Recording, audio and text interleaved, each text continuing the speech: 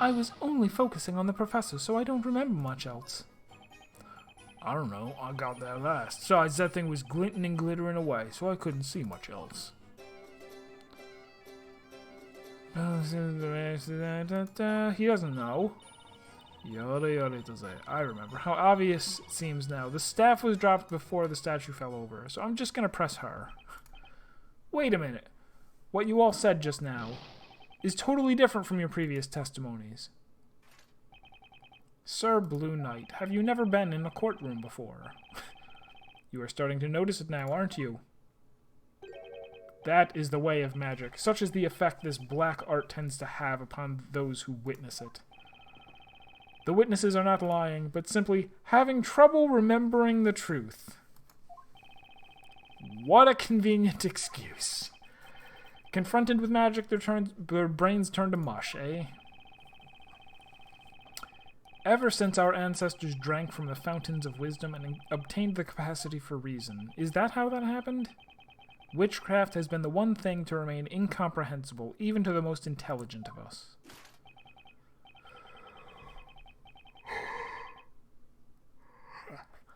Nevertheless, the onus is on us to stand up against magic and pass judgment on these witches.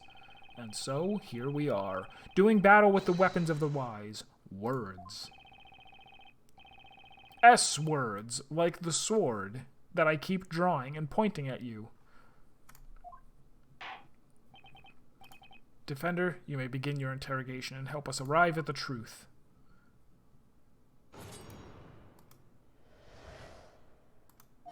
Alright, let's go straight to the fourth one.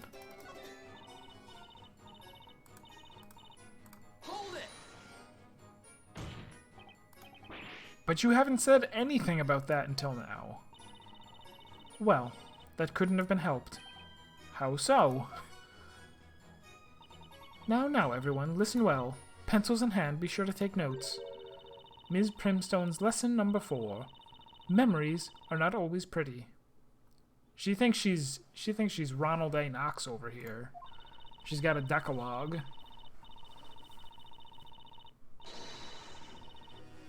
Some things are better forgotten. Trying to remember them only leads to trouble. This will be in the exam.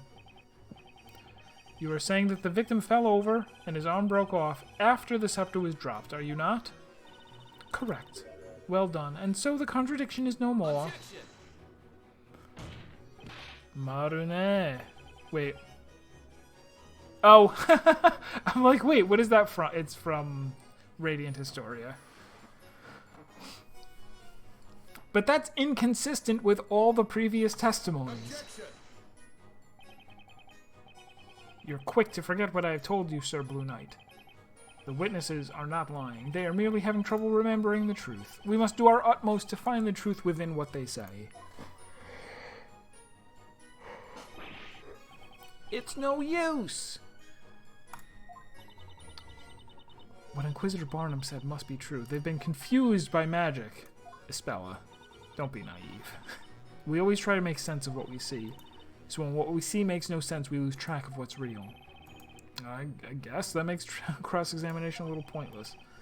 At least when everyone here believes it's so easy to get confused by magic. Well, we need to do something else. Okay.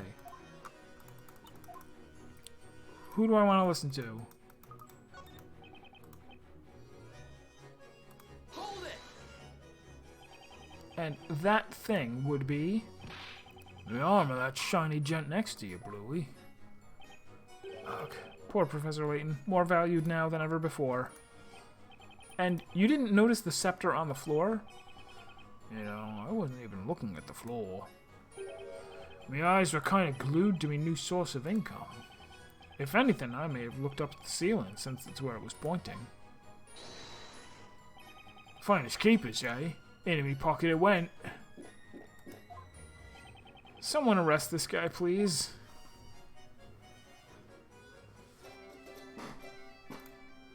Must I press this guy? Would you mind translating your song into plain speech? I shall simplify it once more, just for you, esteemed knight of the court. First of all, let's talk about love. It's a pretty neat slant. Okay, but love and... No, it's not a slant. It's not even. Love and cove don't rhyme. And I did know that cove, if. See, it's funny. If Biggest hadn't left, he could have told us that a cove is a chap, because he just got done playing through all of the rogue story missions in Final Fantasy XIV. Then we have the word witch, and it's homophone witch. Okay, yeah, go. Go. Just say. Okay, yes. Ultimately, is a song about confusion. I'm confused. To be honest, there's nothing more to it. It is merely an artistic expression of my feelings. So it's got nothing to do with this case. I am a well of melodious words and poetic music. That is my only claim.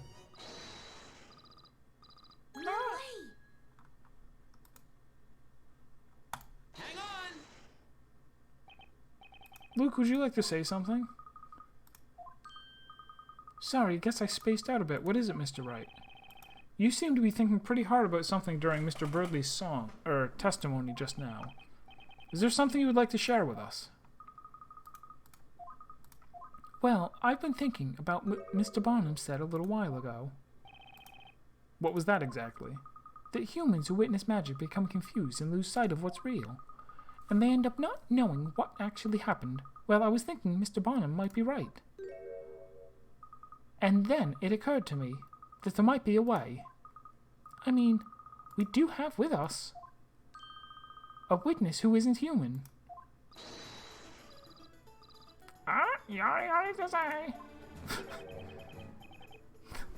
This situation seems oddly familiar, said Phoenix Wright to the parrot. I asked him earlier if he remembers the events clearly or not. He said he has a memory better than an elephant and remembers everything perfectly well. Oh, that's right. I almost forgot Luke can talk to animals. That's admissible in court. Mr. Wright, I know it sounds crazy, but please, let me try. Let me ask Cracker to testify.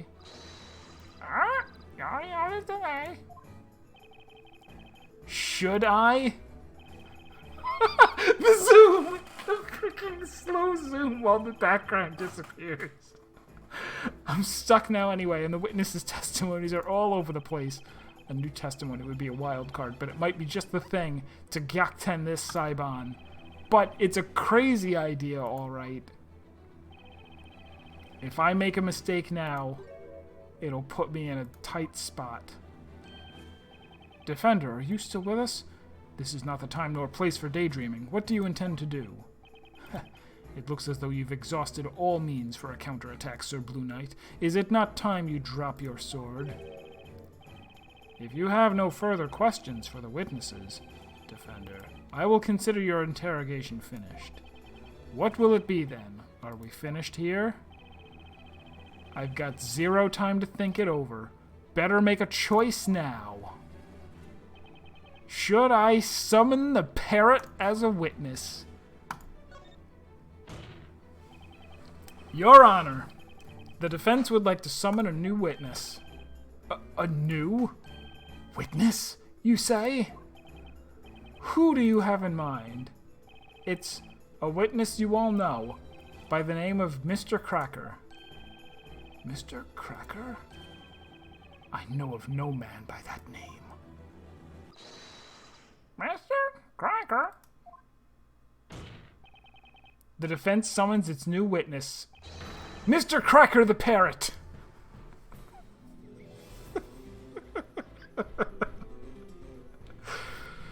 It's a great callback to the first Phoenix Wright game, in fact.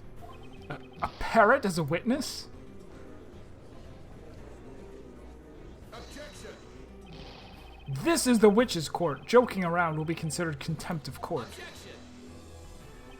Mr. Cracker witnessed the crime. He saw it happen, and he heard it, too.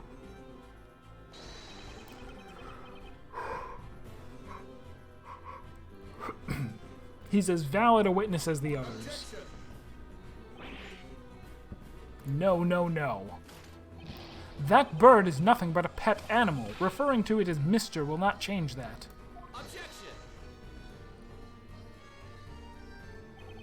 Humans are confused by magic to the extent that they lose sight of what's real.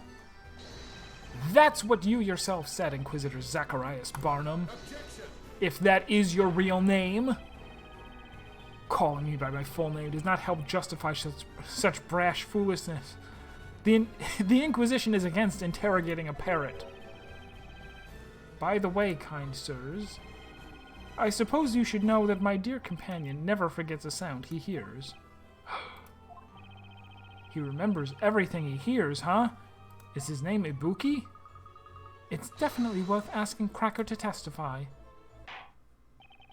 The court sees the situation as follows. The witnesses' testimonies do not hold together. In fact, they are as erratic as that bard's songs. I cannot see this trial getting any more confusing. Very well. The defense may summon this avian witness. Can you believe it? What's up with Mr. Bluesuit summoning a parrot as a witness? Summoning?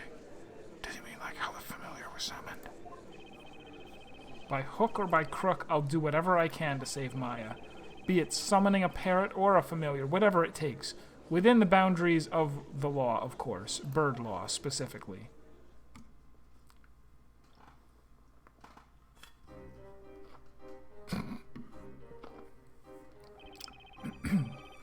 Alright, witness, state your name and Dabbing Pound! Not so fast. I hardly even know where to begin, but... First of all, what's the matter with that boy looking so pleased with himself? He looks like the cat that got the cream. Ah, that'd be me, wouldn't it? Don't mind me. Just think of me as a perch for Cracker, that's all.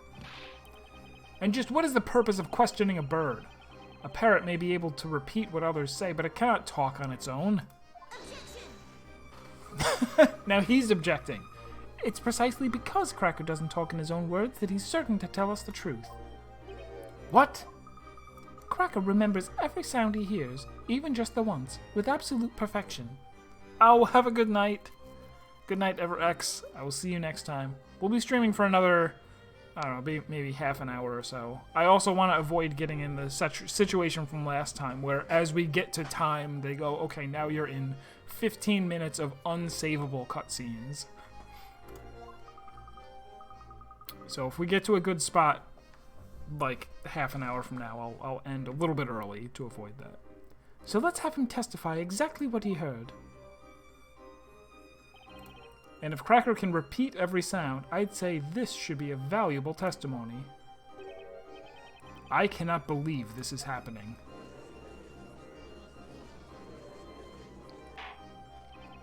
A witness that cannot talk will not lie either. This idea is much to my liking. Well then, may our new witness Cracker testify to the court. We wish to know exactly what you heard from the beginning of the incident.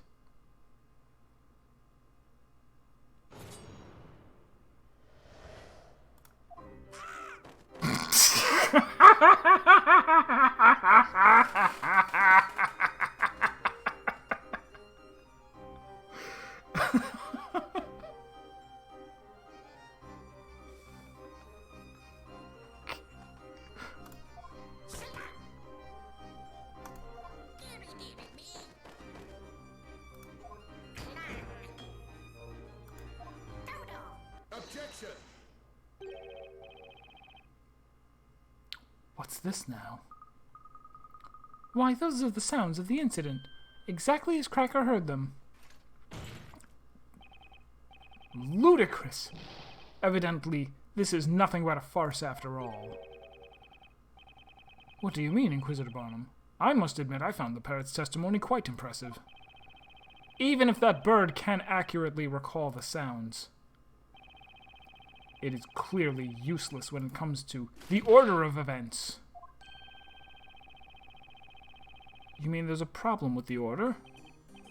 First, the witch used magic to turn the victim into gold. Then the witnesses arrived. It is reasonable to assume they cried out in terror when they did so. And yet this testimony does not accurately convey such an order of events. It starts with a sudden scream, followed by the door abruptly opening, and then a witness crying out. Next we hear the victim having turned into gold, falling down. So far, so reasonable. But the real issue is as follows. The parrot seems to think the witch cast her spell after the witnesses entered. Such a suggestion is inconceivable. The reason is simple. At that time, the victim had already been turned into gold. Indeed, it is as you say, Inquisitor Barnum. This is interesting.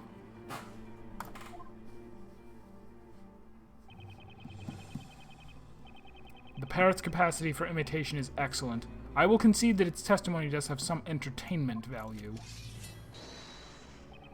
However, this animal's testimony cannot be allowed to stand as proof in this honorable court of law.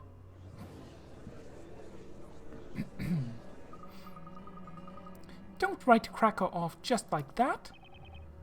Do you now see how foolish you were to summon this parrot as a witness? Ugh. Not good, Phoenix. Not good at all. The opposition with a valid objection. Well, he's at least paying attention. Should I really go through cross-examination when it feels like everyone in this court is against me? Forget about it. Forget about it. We'll just go get Papa John's. I don't know. We're gonna cross-examine.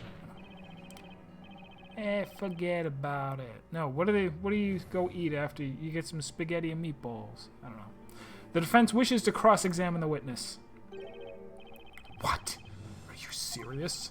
Did you not hear what I said? Are you choosing to ignore my words? A witness that cannot talk cannot lie either. This parrot's testimony is the naked truth. He's simply repeating the sounds as he heard them. It's humans who make assumptions about the meaning of those sounds and arbitrarily decide whether the testimony is good or not. But, as knights of the court, shouldn't we be striving to uncover the truth to which this parrot holds the key? It was such a good, serious sentence until he said the word parrot. The truth, you say? Very well. Show us the truth that this bird purportedly knows. Interrogate that parrot. Meanwhile, I shall enjoy the show. Will you? Will you do it, Mr. Wright? Ugh. Do you think it's hopeless? Defender, you may interrogate the witness. So, what does this even mean? Hold it! That's Maya screaming. Hang on a sec. Just check.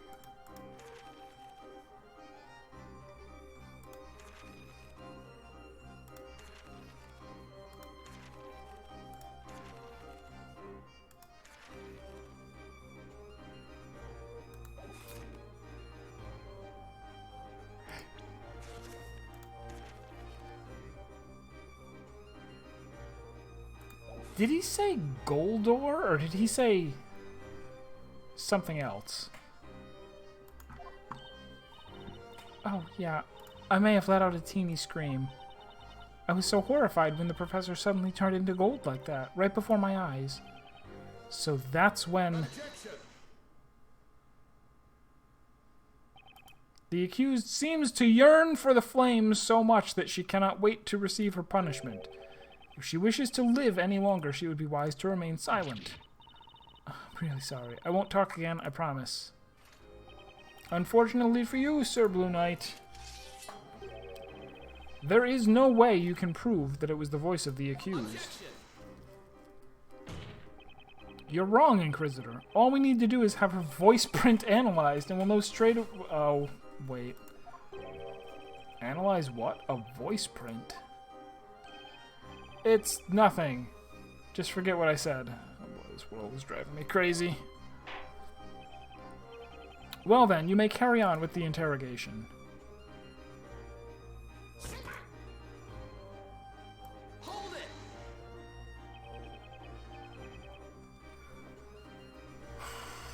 Slam could have been anything. It wasn't necessarily the door being opened, right? It could have been... the trap door? Where Phoenix was? closing or opening or something?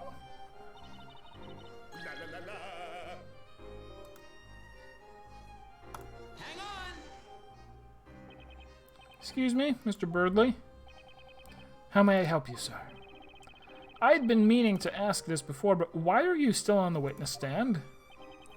Are you suggesting I should leave my dear parrot alone with strangers who cannot even sing?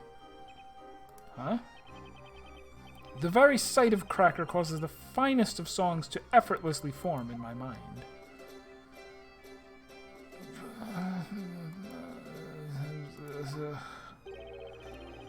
That was the Cracker song. Is it not crisp and full of flavor? Right. Anyway, would you mind remaining quiet for the rest of Cracker's cross-examination? I suddenly got the munchies. Ahem. Continue the interrogation. So, hold on. If I press this again, but ignore his outburst...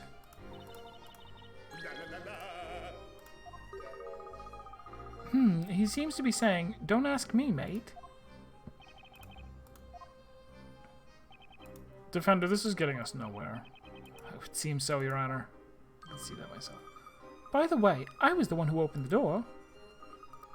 I was worried about the professor, so I barged right into the room. Poor Luke.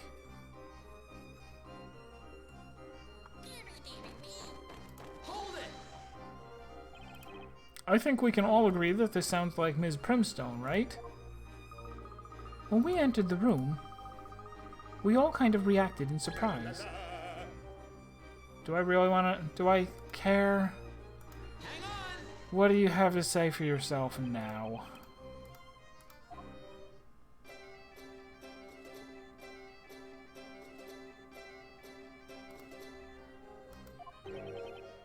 I have felt your keen gaze upon me for a while now. You can't help admiring me, can you? The statement you heard earlier, was there anything you'd like to comment on? I wonder if there was. My peerless companion, what do you think? Hang on, hang on, hang on. Oh, Mr. Wright, he's imitating you perfectly. How adorable. Can't say I share your love for the bird, Espella. It feels like it's mocking me. Carry on with the interrogation.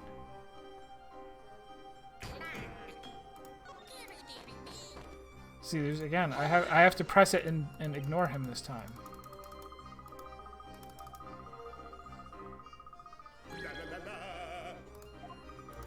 But I guess the teacher's voice stifled all the rest.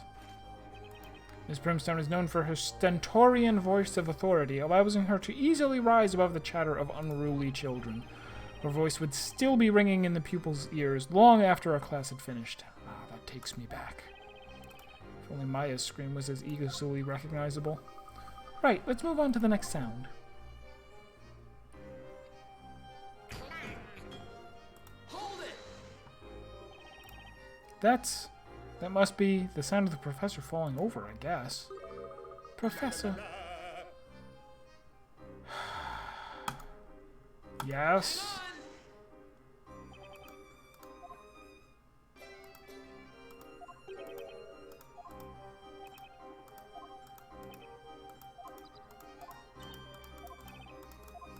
It was the same conversation?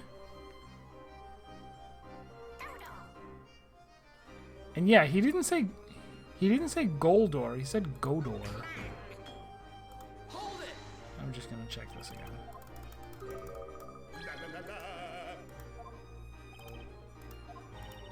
Luke, you poor thing. Okay. Hold it. That's the magic incantation, isn't it? No, not quite. Preposterous, at this stage the victim was already on the floor. The transmutation spell had to have been used much earlier than that. I wonder. Did you hear the incantation too? I don't care about you. Sorry, I can't seem to remember. After I saw the professor in that state, my memory of what happened next just isn't clear.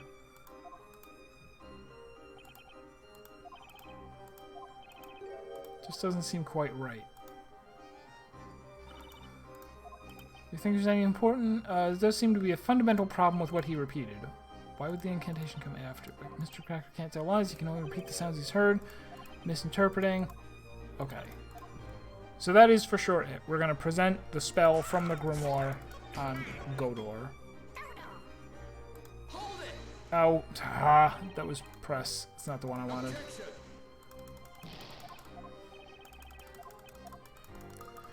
Do do do do. Come on. I messed up.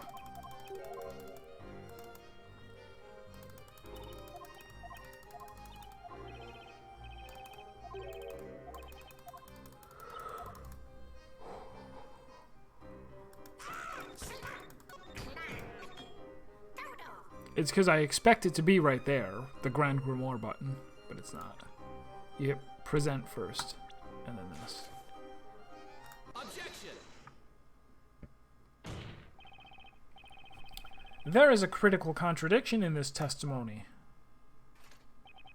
We are all aware of that, Sir Blue Knight. This contradiction is between you and your so-called desire to find the truth. No, is between your so-called desire to find the truth and the fact that you are interrogating a parrot. That's not what I'm talking about, Inquisitor. There is a contradiction here that makes one thing particularly clear. The fact that we have all clearly all made a wrong assumption. How so? Luke, can you ask Cracker to repeat the incantation once more? Right you are. Godor! Godor! Godor. According to the Grand Grimoire, the name of the gold transmutation spell is Goldor. Now, Inquisitor, it would seem to me that the spell we've just heard is in fact a different one entirely. Well, I never. Unbelievable. Goldor and Godor. This is ridiculous. That wretched bird must have misheard the incantation. Objection. Objection, of course he didn't. Cracker is able to imitate sounds perfectly. It was already said in the red. The incantation was indeed misheard, but only by the people hearing it. The victim was found already in his golden state. That is proof enough that the Goldor spell was used. Objection. But you're forgetting that Cracker heard this incantation after that spell had already taken place.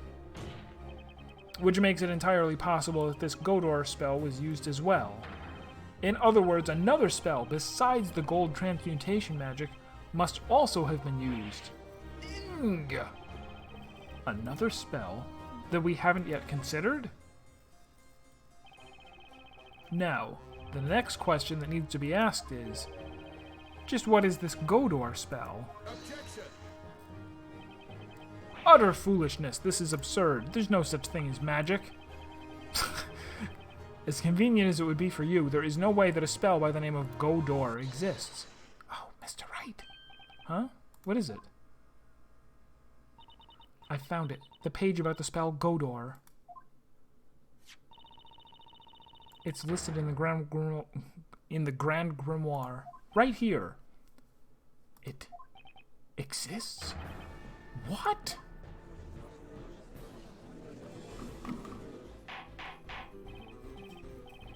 What does it do? Just like I thought. Cracker remembered it exactly. But then, what kind of magic is this Godor? Well, my lord, the Grand Grimoire describes it in the following way. It kills half of the life in the universe. Godor creates a portal on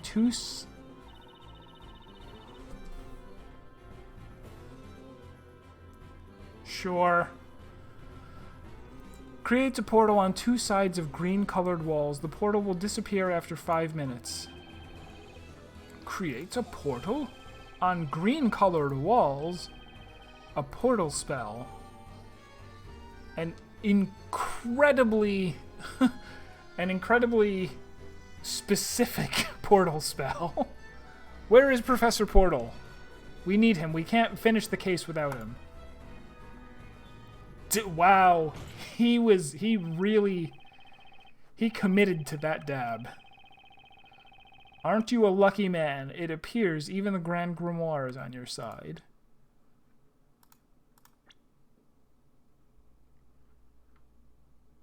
So when they were first here, I should have been able to. I don't know.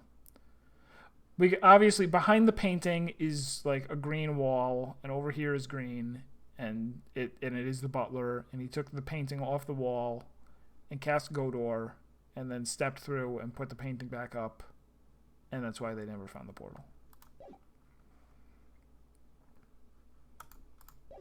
Whoa, what did I do? However, there is a fatal flaw in your explanation. Huh? What flaw is that, Inquisitor? It is really quite simple. Think back to how the alchemist's study looked at the time of the incident. Do you remember any green walls? Because I do not. There were none. All the walls were coated with white plaster. In other words, it was impossible to use Godor in that room. Humph!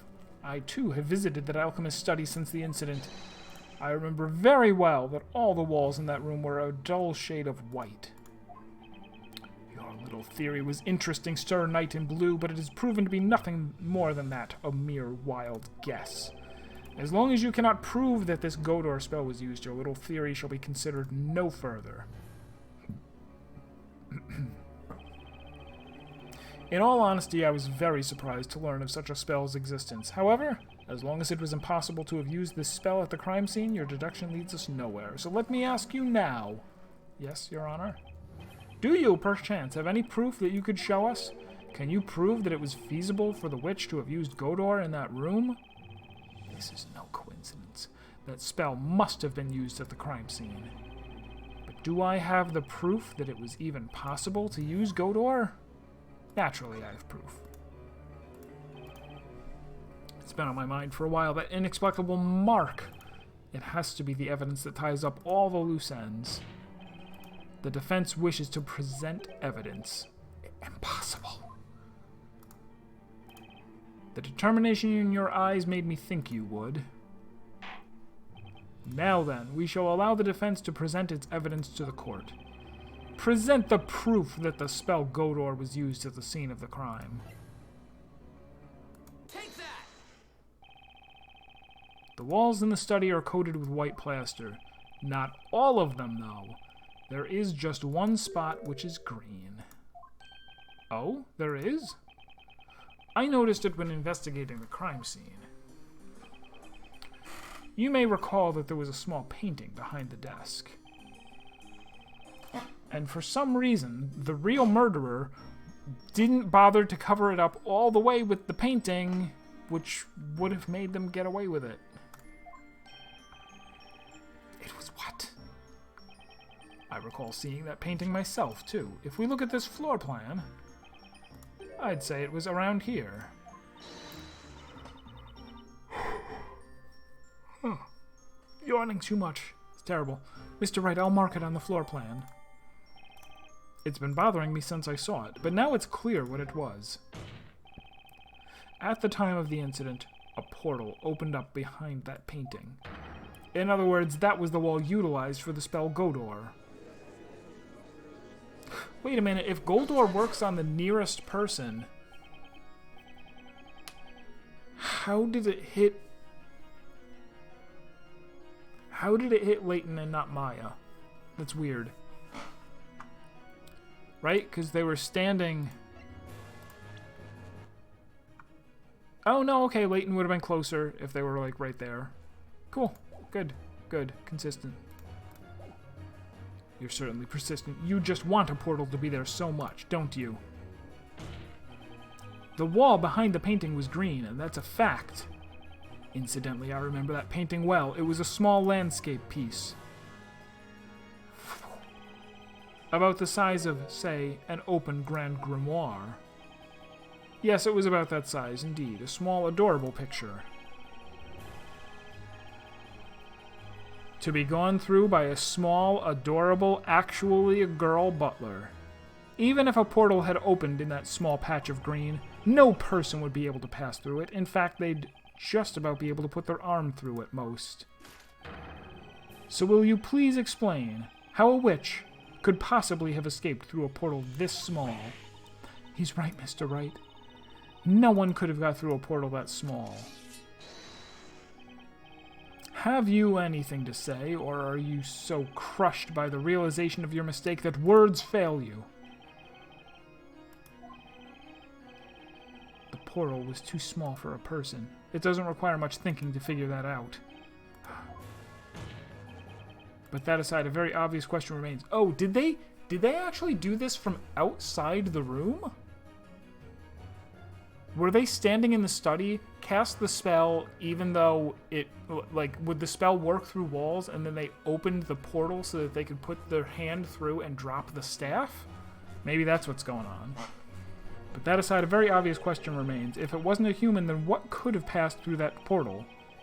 You have put an interesting spin on things. Why don't you answer your own question? You talk as if you know everything, so please, tell him, Nige. A small portal was opened in the wall at that crime scene, and I have all the clues as to what that could mean. What went through the portal was... the witch! No. A small animal? No. Something else. No human could have passed through a portal that small. Even a witch couldn't have pulled that off. So are you finally forsaking your mistaken assumptions? Slam! I haven't finished, Inquisitor. The fact remains that something else could have passed through that portal. Oh, and just what would that be, Sir Blue Knight? The portal was created after the professor had been turned into gold. The witch had a good reason behind that. She must have had to move something through that portal. You have captured my curiosity. I'd like to know what passed through the portal. Tell us, what did the witch use that magic portal for? Take that! Take that! Considering the state of the crime scene, there is just one possible answer, and that is the Talia Magica. Objection! What? What's this now? The Talia Magica was found at the crime scene. A portal has nothing to do with it. Inquisitor Barnum, you're making the wrong assumption. Wrong assumption? The witch wasn't trying to remove evidence from the crime scene. She wanted to plant it. She threw the witch's scepter into the room through that portal. Dabbing shim-sham. You and your crazy theories. Do you even realize what you're saying? If she threw the staff into the room, that means... Exactly. She did it to deceive us. Her goal was to make us draw the wrong conclusions. When the incident took place, the witch herself wasn't in the room. She cast the spell from outside. What?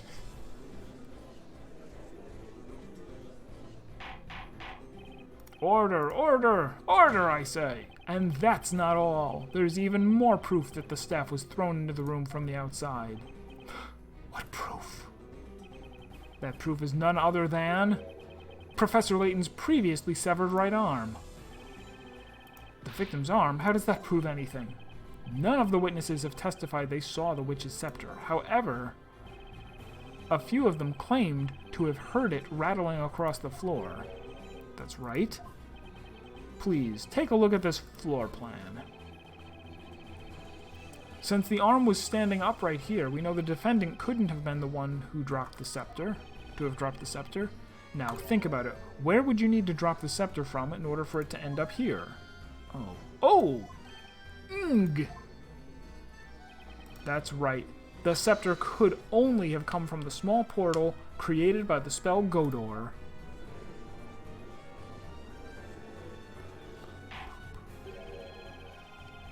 This is most unexpected. The witch wasn't in the room when the crime occurred? Or at least that's the defense's claim. It's the only thing that explains all the contradictions we've run into. Dabbing rush! Sir Blue Knight, with that imagination of yours, you could aspire to write fantasy stories. A nice try, I must admit.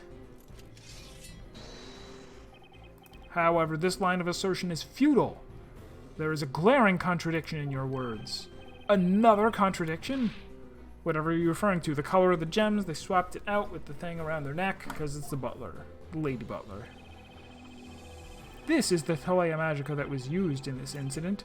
As we've established, there are 2 magic gems in it. One for the gold transmutation spell, Goldor, another for the shadow familiar spell, Famalia. A witch in possession of this staff would not have been able to cast Godor. Yes, you're absolutely right. But you can't write off all the evidence supporting my theory as mere coincidence. Why must your agreement always be followed by a but? What I'm getting at is, this Telea Magica is not genuine. What? Not genuine. And naturally, the one responsible for this deception is the real culprit of the crime. What do you mean it's not genuine? Enough of the suspense. It's too much for a man of my age. Also, a man of my age.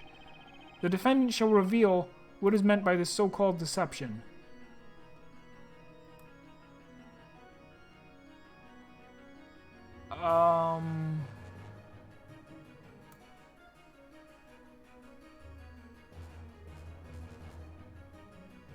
But we really think they used all... I mean, it's gotta be one of the 2 gems. I thought that they swapped it out. Like, they used Godor, took the green out, and put in... I don't know, either... I'm just gonna say the purple one. Or were there 3... Is that the deal? A third one fits on the tip? No, I don't know. I'm gonna say purple one. Am I? Yeah. Got it. Okay, sure. First, I want to clarify one thing. Can we be certain that the Telea Magical in question is authentic? Without doubt. The metal rod in its center is called the Spina Magica. The witch's mark on its tip is clearly visible and highly detailed. It is impossible to forge, even by the finest craftsmen in all Labyrinthia. I guarantee you its authenticity. That leaves us with only one possibility. The forgery in question is the Famalia magic gem. What? A forged magic gem? Objection. Dabbing knuckle! That is an insult to our investigators. Only witches can use the power of these magic gems, can't they? Well said, Mr. Lawyer. And with that, we're going to actually end on that very line. As it's just about 9 o'clock.